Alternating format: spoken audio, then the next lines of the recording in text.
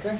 And with everything going on over there right now, can you kind of, explain the tensions and? Well, we're extremely on edge here.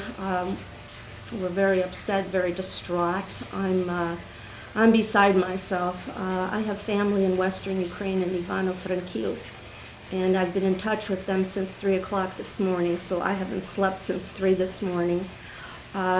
They said that Ivano-Frankivsk was bombed. The airport was bombed, as were some military facilities.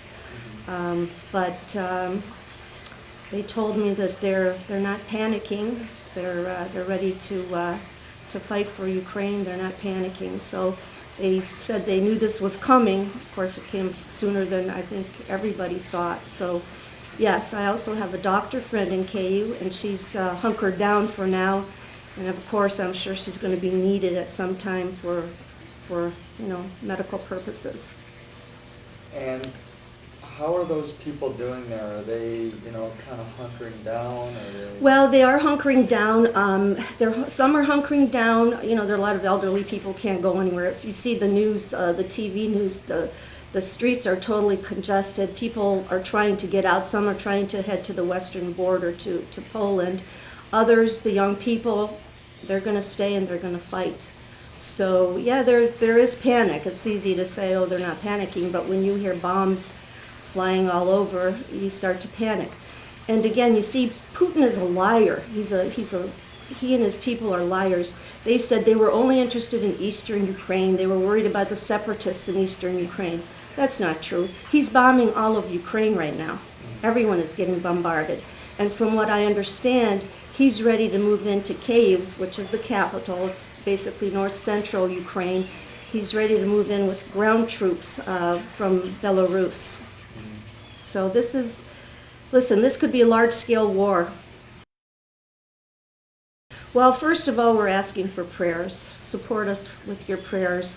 We need to put on crippling sanctions on Putin and Russia. Don't know if they're really going to help. We have to really hit him where it hurts, and that's in oil.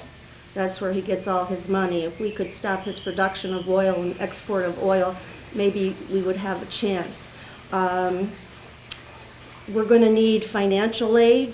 Ukraine's going to need military aid, and of course they're going to need humanitarian aid. So, but for right now, I guess we're all praying. We're hoping for the best.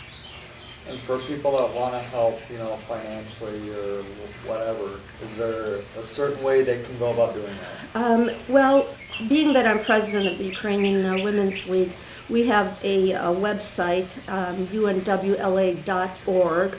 And we do have some funds where we help Ukrainians. Mostly we have the War Victims Fund, and this fund helps, we've been helping since 2014 victims of the war in eastern Ukraine, those that are injured, and also we've helped to support families who have lost loved ones in the war. My particular branch, we support a widow in eastern Ukraine who lost her husband, and she has 2 little girls. So we send her money every 3 months, and then we also send packages.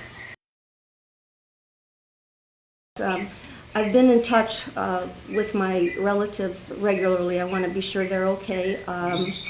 And I told my cousin that I would be doing an interview on TV, and I said, what would you like to say to the American people?